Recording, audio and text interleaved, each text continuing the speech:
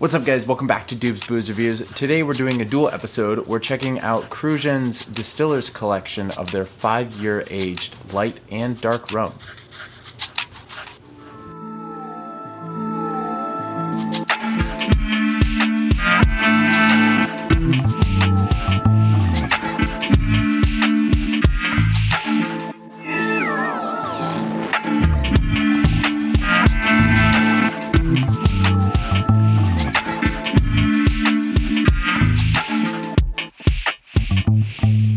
Cruzan rums come from the island of St. Croix. The Diamond Estate started back in 1760 and they started their first distillery in 1934. We're getting some aged rums here. The youngest of these blends are 5 years old. The light one, they charcoal filter, which I believe takes some of the color out and they say it gives it a smoother finish. The dark one is 5 years old as well in old oak barrels, so they're gonna have some slightly different flavors. Let's give them a try.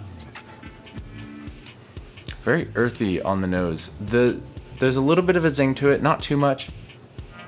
The burn kind of reminds me of whiteout, actually, like what you'd use to cover up pen. Like that smell, which sounds weird, it's not that bad though.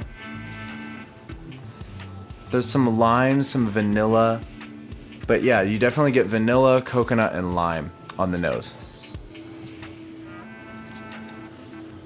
So on the palate, it's got a little bit of a creamy texture. That vanilla comes through a lot stronger along with the coconut. The lime still sits there a little bit, but not too much.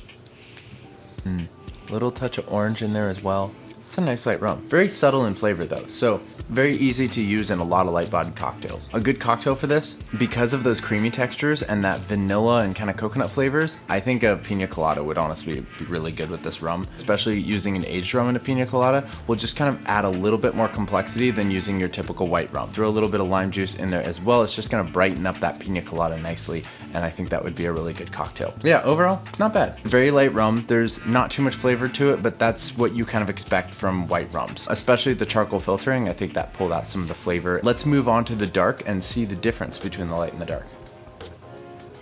You notice the caramel right off the bat. The caramel that was on the finish of the light rum, you get in this.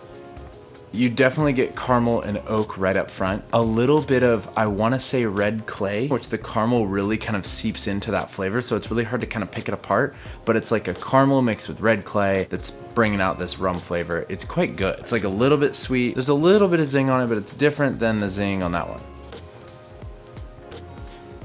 Caramel, vanilla, oak, your typical like dark rum flavors really coming through nicely. It might be the molasses in the rum that's giving me that kind of clay taste. Caramel, vanilla, oak, molasses, kind of a toasty note like Jamaican rums, but without the Jamaican kind of toasted marshmallow taste. Just a little bit of a toasted flavor. I'm imagining a great cocktail for this would probably be a Jungle Bird. You mix the vanilla with the Campari, and then you've got like this combo of like the spices with the like grapefruit kind of bitterness.